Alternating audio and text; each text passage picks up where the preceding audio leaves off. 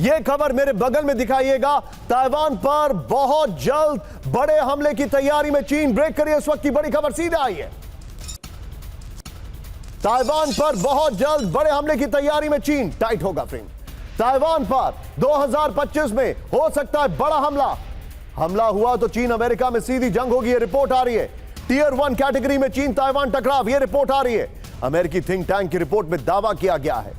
मैं चाहूंगा इसके अपर गोप्रो के साथ इससे पहले वाली ब्रेकिंग और शॉट लीजिए और उससे पहले वाली ब्रेकिंग और शॉट लीजिए। सीधे आइए, ये बड़ी डिटेल रिपोर्ट है, मैं आपको दिखाना चाहूंगा। ये देखिए जरा, 2025 में ताइवान पर हमला, इस वक्त की बड़ी खबर। ताइवान पर बहुत जल्द हमले की तैयारी में चीन है। 2025 में ताइवान पर हो सकता है बड़ा हमला। हमला हुआ तो अमेरिका और उसके सहयोगी देश जंग में होंगे शामिल। बड़ी खबर। टियर 1 कैटेगरी में चीन ताइवान टकराव। अमेरिकी रिपोर्ट से दक्षिण चीन सागर में लगातार उकसावे की कार्रवाई कर रहा है चीन। ताइवान पर चीन का सैन्य और आर्थिक दबाव जंग में बदलेगा, यह रिपोर्ट आ रही है। Source US council on foreign relations. मैं एक रिक्वेस्ट करूंगा आपसे कि बगल में वो दोनों ब्रेकिंग जो पहले हमने दिखाई थी, दोनों को रोटेट करते रहिएगा। सीधे चाहिए बाहर सर के पास। बाहर sir, your big take on this. मुझे ऐसा लग रहा है weak America is leading to this sir. Nishant ji, दो चीजें हैं, एक तो रशिया यूक्रेन युद्ध, दूसरा मिडिल ईस्ट क्राइसिस। उन दोनों के बीच में चीन की जो शॉर्ट टर्म गोल है या शॉर्ट टर्म पॉलिसी है, वो है वन चाइना के अंदर ताइवान को एसिमिलेट करना। इससे अच्छा समय चीन को लगता है कि कभी दोबारा शायद ना मिले। इसी वजह से वो चाहेंगे कि 2025 से 2026 के अंदर वो ताइवान को हथिया ले। लेकिन साथ साथ में मैं ये भी कहूंगा कि अमेरिका ने भी इसको रियलाइज कर लिया है, तभी वो आर्म कर रहा है। चाहे वो $2 बिलियन का नसाम है, चाहे $571 मिलियन की और इक्विपमेंट जो वो दे रहे हैं उनको। और ताइवान भी अपनी एक्सरसाइजेस कंटिन्यूअसली रख रहा है, जब वो देख रहा है कि 3000 के करीब चीनी जहाज ADIZ में आ चुके हैं। उन्होंने उल्लंघन किया है मीडियम लाइन का, और साथ साथ में 3 मेजर एक्सरसाइजेस चीन ने की है।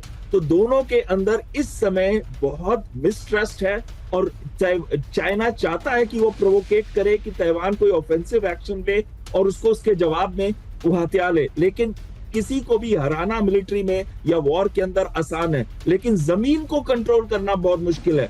तो कहीं ना कहीं चीन अगर हथियाने की कोशिश करता है ताइवान को, तो वो वही होगा जैसे अफगानिस्तान में यूएस आया था कई साल पहले।